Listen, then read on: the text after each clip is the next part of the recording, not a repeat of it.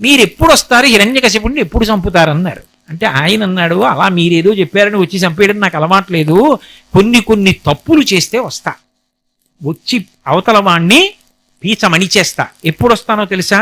శుద్ధ సాధులందు సురలందు శృతులందు గోవులందు విప్రకోటియందు ధర్మపదవియందు తవిలి నాయందు వాడెన్నడలుగో నాడు హింసనందు. వాడు ఎప్పుడైనా శుద్ధ సాధులందు నన్ను నమ్ముకుని బ్రతుకుతున్నటువంటి భాగవతుల జోలికి వెడితే అప్పుడు వస్తా.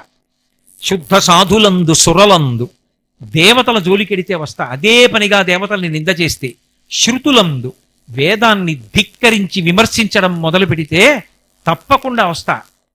శృతులందు ధర్మపద గోవులందు గోవుల్ని బాధ పెడితే వస్తా. విప్రకోటియందు శాస్త్రం చదువుకొని పరమ భక్తితో బతుకుతున్న వాళ్ళ జోలికెడితే వస్తా. అలాగే ధర్మ పదవి ఎందు ధర్మాన్ని పాడు చేస్తే వస్తా.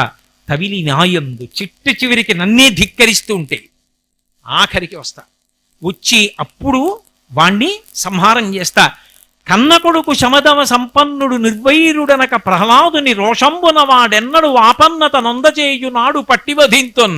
శమదమ సంపన్నుడు అంతటా నన్ను చూస్తుంటాడు ప్రహ్లాదుడు. నేను తప్ప ఇంకొకటి కనపడదు ప్రహ్లాదుడికి. కొడుతున్న గదలో నేను కనపడతాను, ముంచుతున్న సముద్రంలో నేను కనపడతాను. మామూలుగా కనపడడం కాదు, నిజంగా అలా దర్శనం చేస్తూ ఉంటాడు. అందుకని వాడికి మృత్యువు లేదు. వాడి జోలికి వెళ్ళినప్పుడు వస్తాను, వచ్చి చంపేస్తాను.